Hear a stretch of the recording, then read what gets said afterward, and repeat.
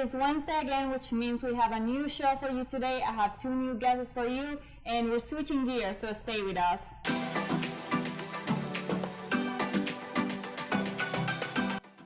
The biggest story that we have today is the retirement of legendary UConn women's soccer coach Len Tsantiris. Tsantiris was the coach for 37 years and transformed the women's program into a national championship contender. I'm joined with senior goalkeeper Courtney Hofer, who just finished her season, and women's soccer beat writer Dan Connolly from the UConn Blog.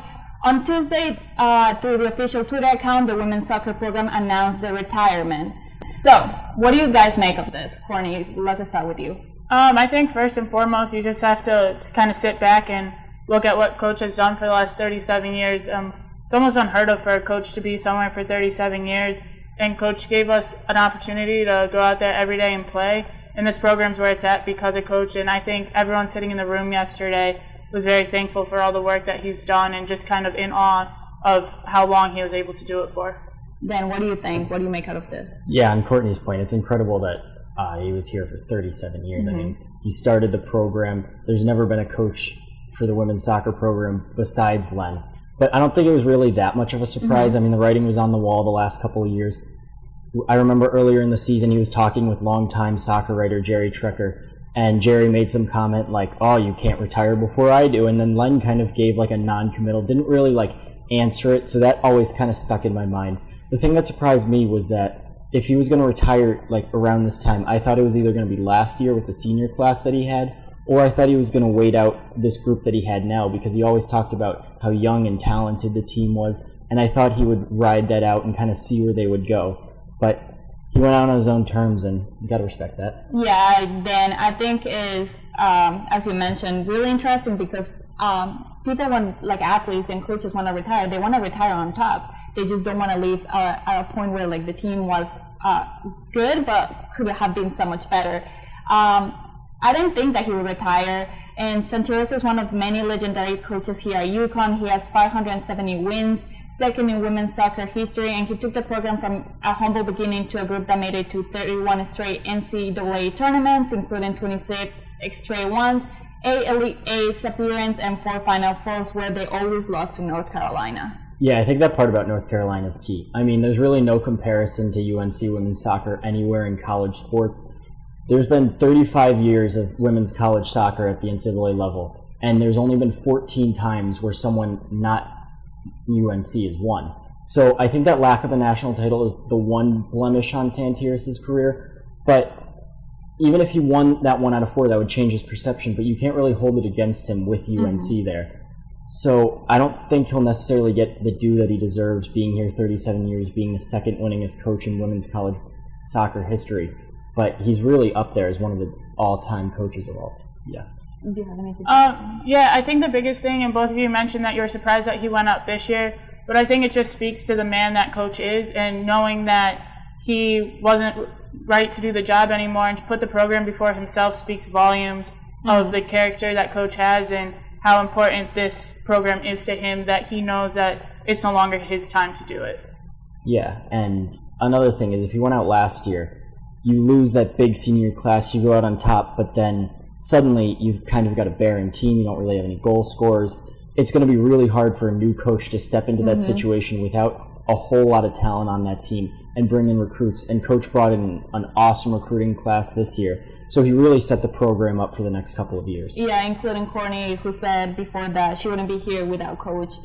So can you comment on that? Yeah, I mean, when I left TCU, there's a time that you just kind of have to wait until people's seasons are over, and so one of my first calls was to UConn. But if they were going through a coaching change, they wouldn't be looking to bring in new players and transfers. So the fact that coach stayed around another year gave me the opportunity to come play my final season here. Yeah. So I read this morning the Harper Court precisely.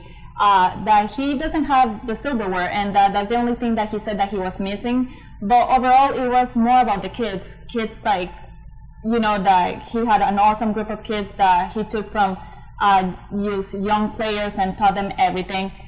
So on that topic, Courtney, what's the best memory of him as a coach and as a person? There's 2 that really stick out to me. One of them is after one of our early games in the season at Central, we all went over to his house for dinner.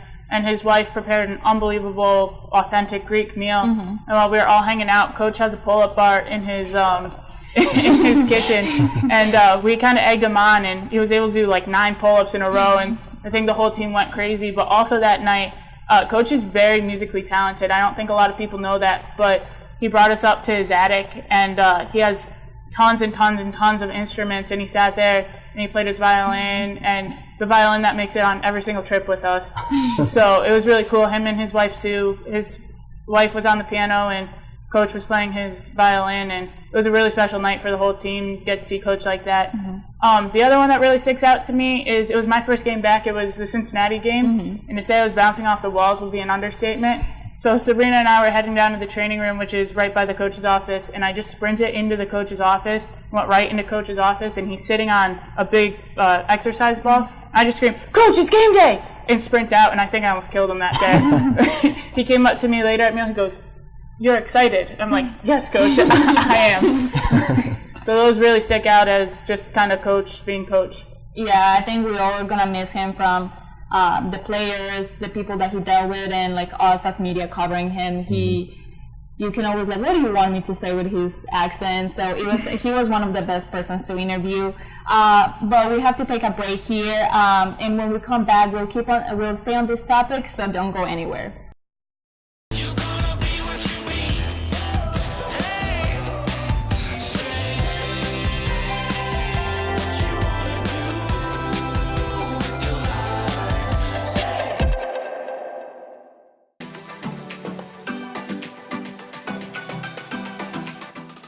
Despite all the success the program has had over the years, the team in recent years has struggled to maintain the pedigree that it once had. They have won the AAC tournament, but when they go to the NCAA tournament, the story has been different. Then, what do you think this team lacks, and why was this happening? I wouldn't ever say they really struggled in the NCAA tournament. I mean, they made the Elite Eight, at least the Elite Eight, every year from 1993 to 2000. It's really hard to win a national championship. I mean, I think we get spoiled with our basketball teams, especially women's basketball, even field hockey. It's not just, oh, we're going to go and win. They got to 4. That's a huge feat in itself. We mentioned North Carolina. So I don't really think that was a huge factor in his retirement. I just think he decided it was time and walked away from it. Yeah. And last year, the team won the AAC tournament. They had a very strong class with seniors. Rachel Hill and Stephanie Rivera went to the NCAA and lost 3-1 to Auburn. And during the game, the ESPN commentators brought the idea that maybe the AAC is too easy for UConn.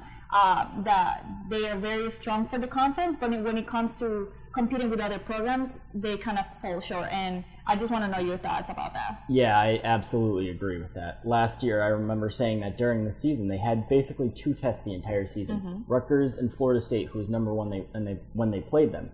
And UConn lost both those games by multiple goals. They were never really close. But then once the conference season began, they just kind of ran roughshod right through everyone.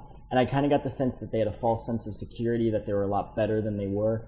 And if they were a team that was capable of reaching the College Cup, I think they would have just blown through every team in the conference. They had a couple close games in there, but like UCF this year, they're number 2 in the country, I believe, or number 2 seed in the tournament. They blew through everyone in the the American? Yeah, in the American. Yeah. So I think that is a better example of what they should have been doing if they were that much of a contender. Courtney, as a player, what do you have to say about that? I think that when it comes down to it, winning college soccer games is a really hard thing to do. And the fact that Coach had so many wins, that's absolutely incredible. I came from a program that was not as solidified, and especially building a program and having down years, it's really hard to win college soccer games. And the best team doesn't always win, and so I know just hearing stories from girls that Auburn game wasn't their best game that year, and maybe it was just a bad day to have a bad day. Yeah, and soccer is also just a really fluky sport. Yeah. I mean, like, one small thing can happen, you can give up a goal, and then boom, there's your season. I mean, I remember watching that Auburn game, and it was 1-0, I believe, and the Auburn goalie just made this unbelievable diving save. And if that goal goes in, it's 1-1. Suddenly that shifts the entire landscape of the game. And maybe UConn somehow figures out a way to pull that out. You don't know what happens if that goal goes in. So soccer's just so hard to predict. Yeah, that's like one of the criticisms of people that like the better team not always wins, and it's true. But in this case, was it Len's time to walk away from the program? I think yes and no. Mm-hmm. I mean, he definitely earned the right to leave on his own terms, and that's what he did. But the program hasn't exactly been up to its own standards in the last 10 years. I mean, they made every single NCAA tournament up until 2007, and I think they missed, I'm not positive of the number, but I think it's 6 since that time. So I think maybe it is time for a new voice, but I still have really high hopes for this team in the next couple of years, and I'm really curious to see how that could change one way or another with a new coach.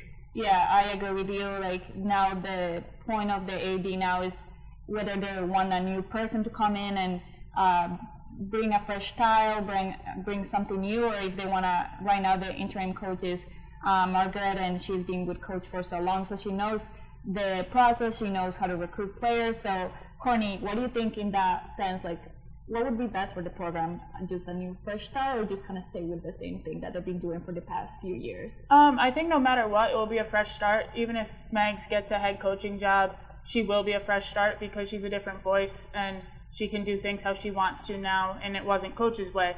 So I think no matter what, this program's going to be just fine. It's a powerhouse. It's the biggest job open right now, and I'm sure that they'll get tons and tons of applicants that are capable of doing the job, and it'll be interesting to see what way that the administration goes.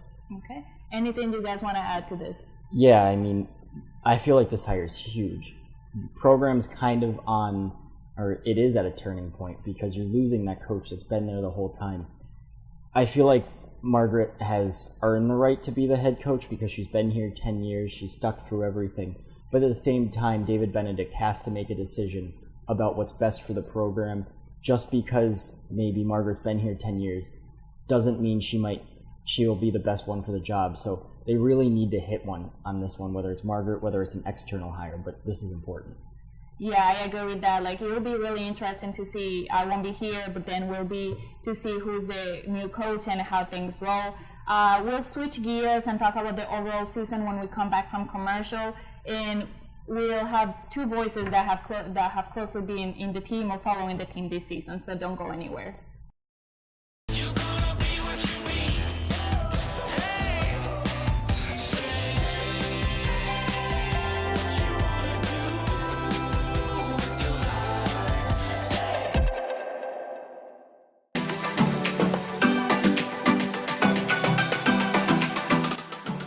Welcome back. So now that we have tackled the biggest story of the day, let's talk about the team's overall performance this year. Dan, you, as you said, you're the perfect person to talk about us about that. You follow the team all season, so let's just get started with it.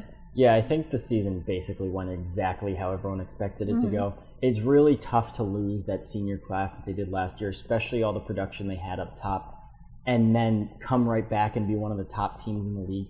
But at the same time, they had enough talent where they weren't going to bottom out. So I feel like their biggest issues this year was possession. There were a lot of times where they were just kicking the ball around, they weren't really holding it, and they just weren't organized a lot. And another thing was on defense, they would also not be totally organized all the time. They would have a lot of trouble just clearing balls out sometimes. And teams would get like second, third, even fourth chances sometimes. Courtney knows. So those led to a lot of goals. And then sometimes they would just lose track of a player. They would get behind the defensive line and then they just slot it through and it would be a breakaway. Yeah. That's like how the majority of the goals were scored this season. But they're going to improve. They're going to be a much better team next year. I expect them to make the NCAA tournament again. And then in 2019, I think they're going to be really good. They could be one of the best teams in the country again. They've got young players like Yamili Evelard and Kess Elmore up top that can score. They've got a really strong core that's coming back as well. Leanne Keegans and Heidi Droolen back, and then Vivian Bile in the midfield. She scored a lot of points for the Huskies this year. I think she's going to be a big factor next year as well. Yeah, then with everything that you mentioned, I think it's important to consider that this was a very young team, composed of mainly freshmen and sophomores that never really had a chance of college soccer, that this is like their first season. They're getting acclimated to what it takes to win a soccer game.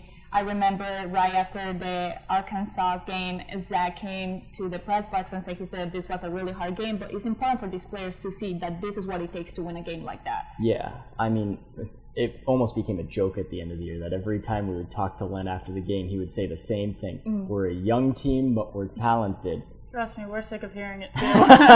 So, Courtney, from your position, especially from the defensive one, even though you came a little bit later in the season, how do you evaluate the season overall? I think overall it was disappointing because we knew the talent that we had and we knew that we should have gotten some better results than we did. But at the end of the day, you can't use the excuse of being young because at the end of the day, we had what we had in front of us. And I think we were just too inconsistent. There are some times that for 15 minutes, we looked unbelievable. We looked great, could string passes together, defend, and we lacked consistency. And at the beginning of the year, we struggled with a little bit of direction and how we wanted to play as a team and what we wanted to do. So I think that as the season got better, we felt like we were about to turn the corner, and we just simply ran out of time. There were times where I think, especially right after your return, it felt like the team was getting overall better, but it never quite took the form that you as players, I'm imagining, wanted to take and what coach wanted and what everyone was expecting. So in a team that was very young, as coach had mentioned all throughout the season, who do you think was the most important player? I'm not trying to suck up to her because she's sitting right next to me, but it was obviously Courtney. I mean, the start of the season was painful. No disrespect, but I mean, there just wasn't a lot of leadership back there. There were goals that were going in that had no business going in. There wasn't a whole lot of direction back there. So once Courtney came back, it was like instantly defense, midfield, everyone gelled right up. Courtney could get the ball up, clear it out. She would make the saves. The defense sometimes looked, before she came back, like, oh my God, we can't even let a shot because it's going to go in. Whereas they kind of relaxed once Courtney came back and were like, okay, we can let shots because Courtney's going to save them. So, I mean, she made a huge difference this year, even if it isn't really reflected in the stats. Yeah, I agree with that. Like, used to have someone that has the experience, that has played college soccer at this level was really important. Courtney, who do you think was the most important player? I think there's a couple that stick out, but I think someone that doesn't get enough credit that should is Erin Spillane. That girl was she just came out on fire, and her work ethic, and something that didn't get enough credit was how she played defense, and what she did putting pressure on the ball made my life and the back line's life very easy. I think it's very easy to look at somebody like Sabrina Toole and say that kid's important to this team.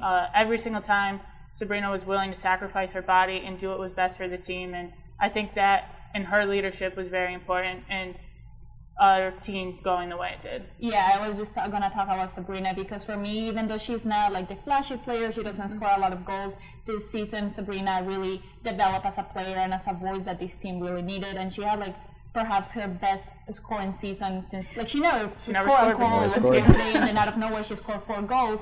So for me, even though she's not Stephanie Rivero with like the passes or Rachel Hill scoring those important goals, but like in this season she was one of the most important players in this team. But Courtney, overall, your performance this year, what did you think about it? First of all, I was just very happy to get back on the field. So every game was a gift for me because I didn't think I was going to have any of them. So overall, I am just happy that I got to play, and I think there's some stuff that I could have done better with. But at the end of the day, it is what it is, and I can't change it now. So I'm just very thankful that I got 9 games to play. So you didn't play at the beginning of the season because of medical reasons. What was that like sitting back in the bench and just seeing everyone else play? Oh, it was horrible. I mean, no one wants to be on the bench. No one wants to be hurt. And to know it was my last year and the clock was ticking, it made it a lot worse because when you have 3-4 years, you're like, oh, okay, like this is horrible, but I have more time. And to just know that this was it and the clock was ticking and ticking and ticking, it was very frustrating. It was very hard for me to step up and be a leader because all I could worry about was trying to get back on the field. Yeah, as Dan alluded already to the great work that Courtney brought to this team, but do you have anything else to add? What changed when Courtney came in? I mean, it was just a better team when she got back. Pretty simple. I can think of not even exaggerating, 6 games that would have been different if she was back. Yale to start the season opener, that was a goal that should have been stopped. I remember against St. John's at the Central tournament, there was a free kick that nobody touched and it just went in the goal. So plays like that, games like that, were like balls that really should have been stopped, didn't get stopped. I think the record would have been a lot different if Courtney played the whole season. Yeah, I agree. And with how we all talk about it before, soccer is that sport that one single play can change everything. So in those games that you just talked about, that goal could have changed the entire mood of the season and just made it easier for the whole team. Now that your career is over, Courtney, what do you take with you as a student athlete and like maybe beyond? Well, I want to coach, so I want to stay in the game. I want to, I think, especially going to TCU and my experience there, I learned a lot about how when I'm a coach I want to do things, and I learned about the importance of doing what's right for yourself, even when that might not be the popular decision or the popular vote. But I think most of all it's about the people. Being a teammate, being a leader, it wasn't about what we did on the field, but it was about connecting with girls off the field so they could gain trust and they'd listen. Then that translates to success on the field. So I think overall the game is very important, but it's what happens off the field and the connections that you make that are the most important. Oh, thank you, and we'll definitely follow your career moving forward. We will have another commercial. Before we go, we'll talk about our last hits of the season, and so stay with us. We'll be right back. You're gonna be what you be. Hey, say what you wanna do with your life. Say.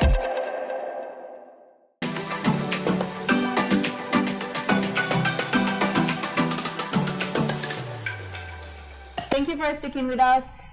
So now that the season is over, we had time to talk about our coach, time to evaluate. But for next season, what does the team have to do to be better, and what kind of coach would be best for this team?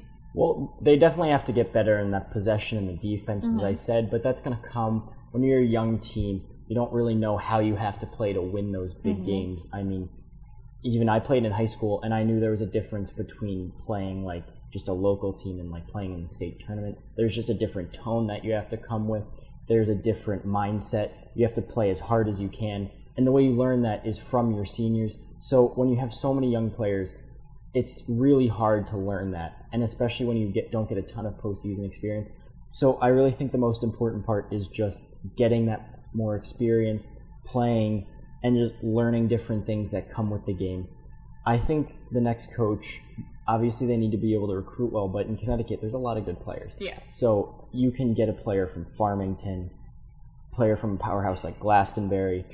So if they can get those local players, that's the key. And then you can reach out further. Get a player from Germany like Vivian Bile or Kim Urbanek, from England like Cass Elmore, a player from Florida like Paige Leibel, who started most, if not all, of the season. So getting a recruiter, and then just a player that can connect with or a coach that can connect with their players, make it feel like a team and keep that UConn culture going. Yeah, I agree that we have the material, the raw players there. We just need someone that can do the job, that can transform those players that have never had experience in college and take them to the next level. Same question for you, Courtney. What do you think has to improve, and who would be a good fit for this, for UConn as a culture and as a team? I think at the end of the day, it doesn't matter who gets the job, if it's Megs or if it's an outside hire. I think what really matters is when it comes down to it, it's the girls. And I know the girls in that locker room, it's about them coming together and deciding that they want to be successful, and that there's one common cause, that everybody's on board. I think that's something that we struggled with a little bit this year. And they have the talent. They have more talent in the world sitting in that locker room, and I think they'll be just fine. It's all up to them. It doesn't matter who is the coach or who's the leader of this team. It's about them deciding that they're going to come together as one team, and that team is going to be successful. We talked about it a lot, that doesn't necessarily matter how talented a team is. A mediocre team that all buys in is going to be the best talent in the world. So I think no matter what, who's leading, what it is, if everyone is bought in, they're going to be successful. Yeah, Courtney, thank you for that, and I agree with that. This is the last thing that we have for you today, but is there anything that you guys would like to add? Yeah, check out the UConnBlog.com. We're going to have a lot of good stuff on Coach Tsantiris' retirement, some stuff from former players, hopefully some stuff from Coach himself. So Awesome. look forward to it. And what about you, Courtney? I think it has to be said, just congratulations to Coach and on a great year or a great career, and just thank you for giving me an opportunity to play, and I really appreciate it, and I wouldn't be here without him. So. Yeah, well, I appreciate you guys coming. I know we had to schedule some time here, but thank you so much for coming, and thank you for watching us. We'll be next Wednesday.